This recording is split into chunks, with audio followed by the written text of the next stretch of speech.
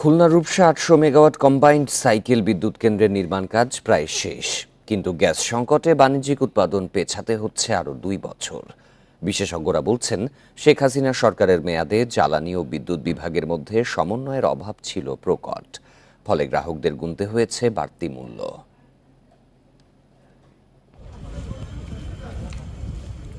২০১৮ সালে খুলনার খালিশপুরে Rupsa ৮০০ megawatt combined cycle বিদ্যুৎ কেন্দ্রের নির্মাণ শুরু হয়। ব্যয় ধরা হয় প্রায় ৮,৫০০ কোটি টাকা। নর্থ ওয়েস্ট পাওয়ার জেনারেশন কোম্পানির অধীনে প্রকল্পটি ২০২২ সালের ডিসেম্বরে শেষ হওয়ার কথা। পরে চলতি বছরের ডিসেম্বর পর্যন্ত সময় বাড়ে। এখন পর্যন্ত ভৌত কাজ ৮২% শেষ।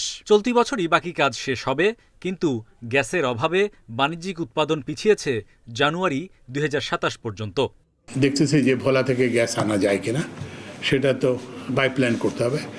আরেকটা হচ্ছে যে উপরে যায় গ্যাস আছে, সেটাকে অন্য বিদ্যুৎ কেন্দ্র বন্ধ করে হলেও এখানে গ্যাস দেওয়া যায় কিনা। একটা এফএসআরইউ, ওই যে বললাম, আগে তো সব ওইসব কন্ট্রাক্ট করছে, আমরা তো সেই কন্ট্রাক্টে তো আমরা যেতে পারবো না। আমাদের এখন নতুন করে মুক্ত প্রতিযোগিতার মাধ্যমে করতে হবে, তো সেটাও করতেও ২-৩ বছর লাগবে। গ্যাস ভিত্তিক বিদ্যুৎ উৎপাদনে খরচ সবচেয়ে কম, কিন্তু গ্যাসের অভাবে ১২,০০০ মেগাওয়াট সক্ষমতার প্রায় অর্ধেকই ব্যবহার হয় না বলে মত বিশেষজ্ঞদের। এতে তরল জ্বালানি ও কয়লা বিদ্যুতের বাড়তি খরচের চাপ পড়ে গ্রাহকের ওপর।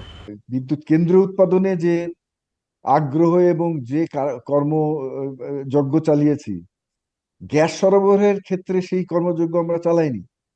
এর একটা কারণ হতে পারে, বিদ্যুৎ কেন্দ্র উৎপাদন করতে আমরা যারা ইনভলভ থাকে সেখানে অর্থের যোগান এবং অর্থের দেনা পাওনার ব্যাপার আছে, উৎসাহটা সেখানে বেশি থাকে। ফলে এর বোঝাটা গ্রাহককে নিতে হচ্ছে। সাশ্রয়ী বিদ্যুৎ গ্রাহক পাচ্ছে না। রূপসা বিদ্যুৎ কেন্দ্রে দেয়া এডিবির ৪,৫০০ কোটি টাকার ঋণ ২৫ বছরে শোধ করতে হবে।